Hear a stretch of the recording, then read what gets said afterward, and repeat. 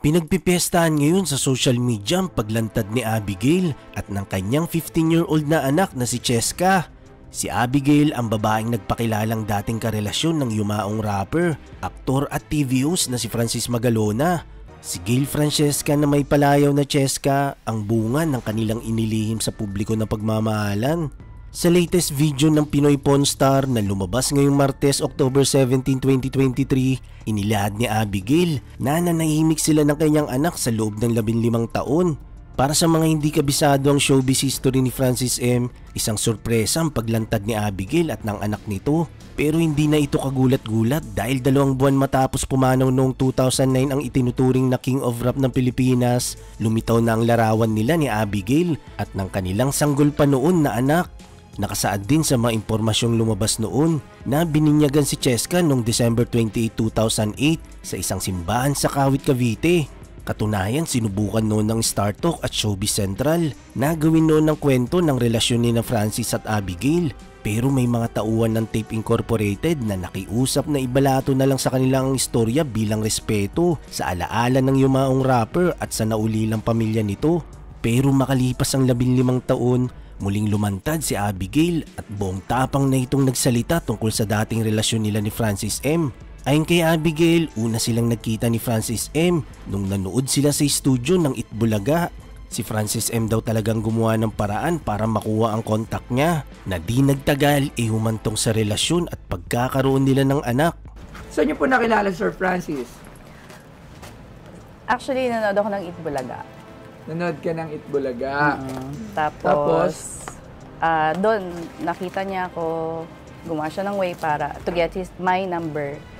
And then, yun na yun. Doon na nag-start yung story.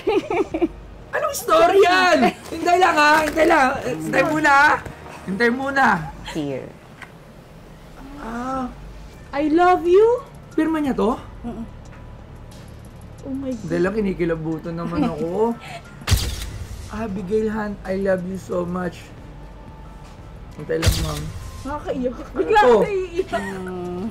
Tinala mo yung Ano po to? signature niya. Signature yan. Nasa card yan na kaya lang, ang tagal na. Nakalagay dito? Mwah, kiss. Mwah. Mwah you. Mwah, you. Year 2007 yan. Abigail Han, I love you so much. Pirma ni Francis M. Bakit po? So, yun na nga. Grabe, tinan mo. Oo, Legit lang. And there's a story behind this jersey kasi. Sige po, ano po? Actually, untold story. Okay? Untold. Yes. So, nakita niyo na naman sa letter na I love you so much. So, meaning to say, may relationship. Okay? So, Relationship with Sir Francis. yes. Ngayon, nung nagkaanak kami, buntis ako nun, syempre, Nagkaanak. nagkaanak. And that's her. That's her. Sabi ko na nga, Siya. Francis. That's her. Ano pangalan mo, baby girl? Gail Francesca. Gail Francesca. Yeah. Hintay lang. Siya nagpangalan dyan, ha? Gail Francesca. Gail, Abigail, Francis, Francesca. So, siya nagpangalan sa kanya, oo. So, yun na nga. Kaya, Oo nga. Mukha niya, no? Ang ganda niya, no? Thank yung kanila.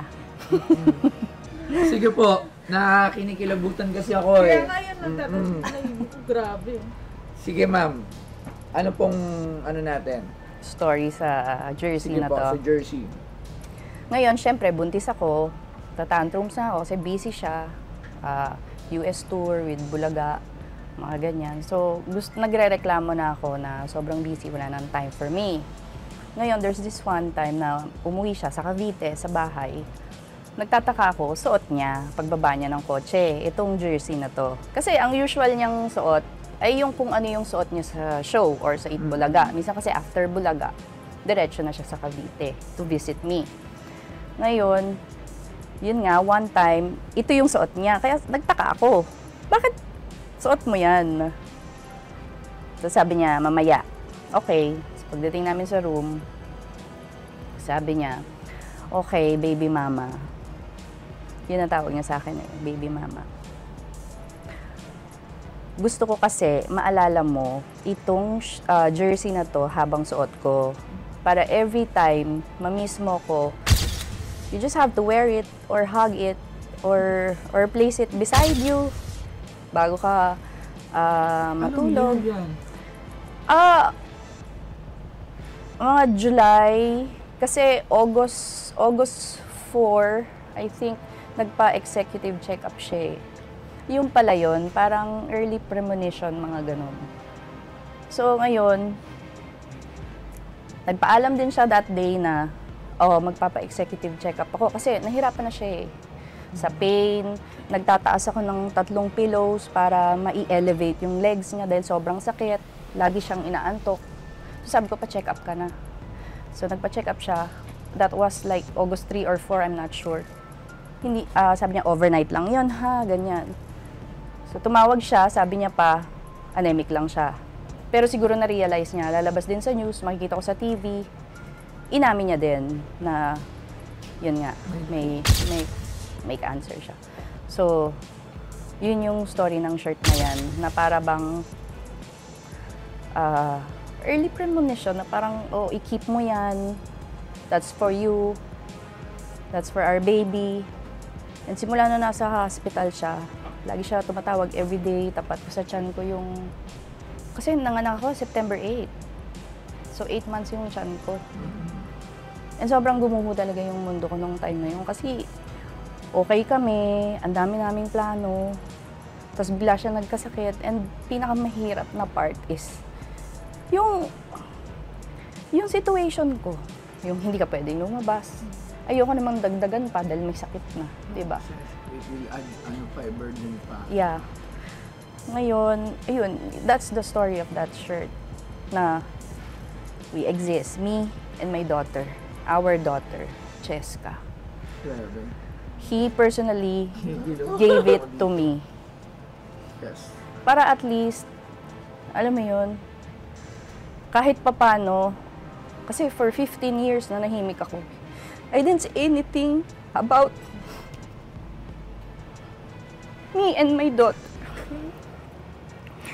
Siguro naman ito na lang yung karapatan na pwede kong magawa para sa kanya. Kasi hindi naman ako nagsalita eh. I know people will judge me. But, we exist. What we had is real. Me and my daughter exist. Mahal niya kami. And that's a fact. So, yun lang. Sorry.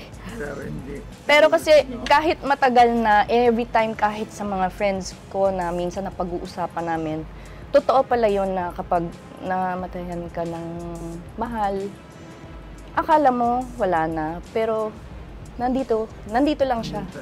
May mga time na nabubuhay, mararamdaman mo yung pain. Makaraan ng 15 taon, handang-handa na si Abigail na ipakilala sa publiko ang anak nila ni Francis M.